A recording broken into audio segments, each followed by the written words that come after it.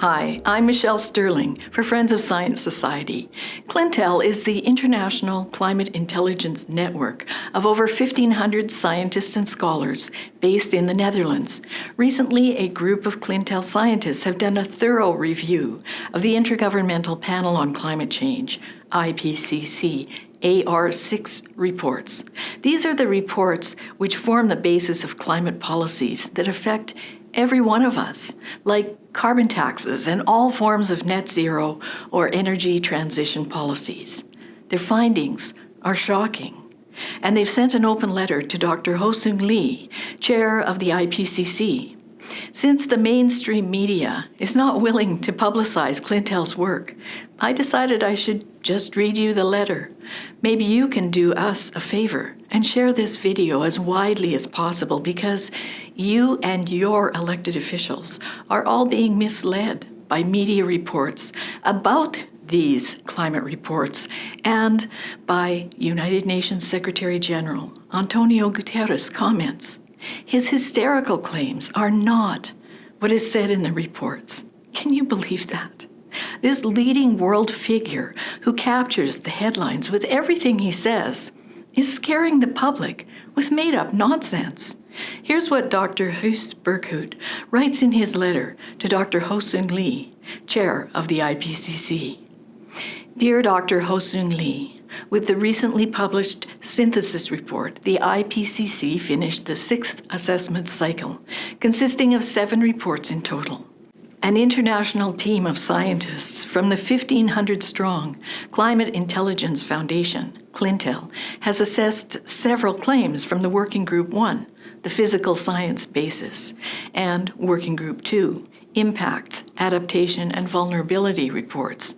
Results have been summarized in Clintel's report, The Frozen Climate Views of the IPCC. Thorough analysis by Clintel shows serious errors in the latest IPCC report. As background information, I wish to remind you of the 2010 Inter-Academies Council, IAC, review of the IPCC procedures, which was commissioned in the aftermath of disastrous publicity regarding errors in earlier IPCC reports and revelations of efforts by IPCC lead authors to stifle debate. The IAC concluded in part, and Dr. Berkhout has added emphasis in the written letter, given that the IAC report was prompted in part by the revelations of errors in the last assessment, the committee examined IPCC's review process as well. It concluded that the process is thorough, but stronger enforcement of existing IPCC review procedures could minimize the number of errors. To that end, IPCC should encourage review editors to fully exercise their authority to ensure that all review comments are adequately considered. Review editors should also ensure that genuine controversies are reflected in the report and be satisfied that due consideration was given to properly documented alternative views. Lead authors should explicitly document that the full range of thoughtful scientific views has been considered. We regrettably conclude that the IPCC has failed to follow this advice, and the AR6 exhibits the same flaws as before, namely biased selection of evidence, failure to reflect genuine controversies, and failure to give due consideration to properly documented alternative views. To give one example, the IPCC ignored crucial peer-reviewed literature showing that normalized disaster losses have decreased since 1990, and that human mortality due to extreme weather has decreased by more than 95% since 1920. The IPCC's authors asserted the opposite conclusions based on cherry-picking evidence, claiming increases in damage and mortality due to anthropogenic climate change. And the review process failed to correct this inaccuracy. Clintel's 180-page report The Frozen Climate Views of the IPCC is the first large-scale international assessment of the IPCC's sixth assessment report. In 13 chapters, the Clintel report shows that the IPCC makes numerous serious scientific errors that overall reflect a bias in favor of bad news and against good news. This was the case throughout the report, and especially in the preparation of the summary for policymakers.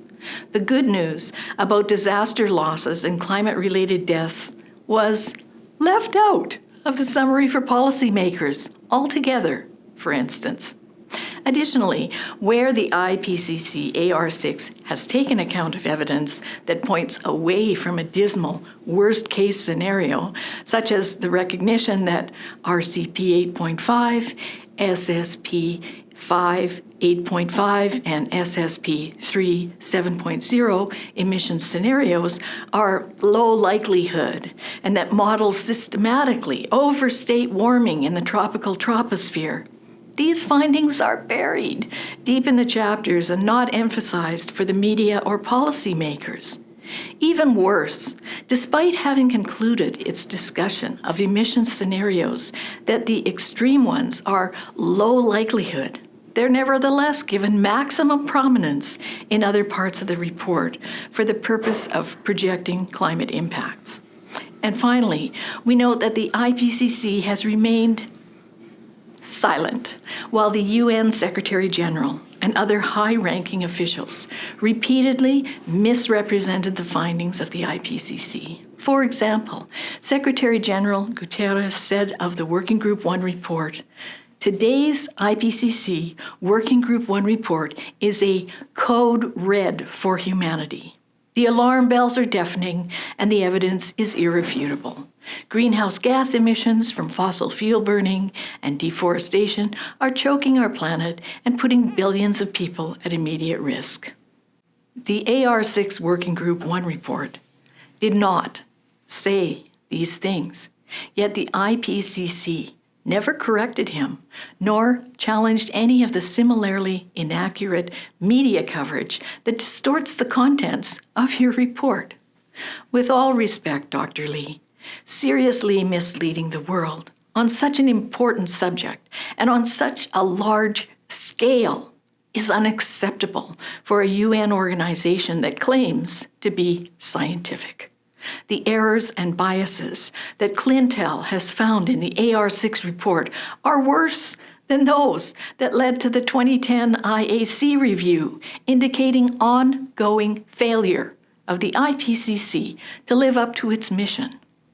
The Clintel network therefore requests the following: that the IPCC commissions a team with representation from Clintel and other independent persons not involved in IPCC leadership to review whether the IPCC has fully implemented and followed the reforms recommended by the 2010 IAC review, and whether more reforms are needed. That the IPCC reviews prominent statements by major world leaders and media outlets paraphrasing the contents of AR6 and correct the record where those statements are misleading or inaccurate. That the IPCC meets with representatives from Clintel to receive input on the key deficiencies highlighted in our report that require a formal correction. Looking forward to your response. Yours sincerely, Dr. Guus Berkhout. And Dr. Berkhout is president of Clintel. He's an emeritus professor of geophysics. He's a member of the Royal Netherlands Academy of Arts and Sciences. And he adds this: P.S. The main objective of the Climate Intelligence Foundation, Clintel, is to generate knowledge and understanding of the causes and effects of climate change, as well as of the effects of climate policy. Clintel published the World Climate Declaration, which has now been signed by more than 1,500 scientists and experts worldwide, thus rivaling in size and credentials the IPCC's working group authorship lists. Please see our website. So, as Clintel has said, since its inception, there's no climate emergency, or to put it another way, without the implausible scenarios of RCP 8.5 and 6, we see that the climate emergency is over. We do have time. So share this good news everywhere. Make sure that people who want to spend all your money on stopping climate change are informed about this. There's no reason to break your piggy bank to prop up this collapsing climate house of cards. For Friends of Science Society, I'm Michelle Sterling.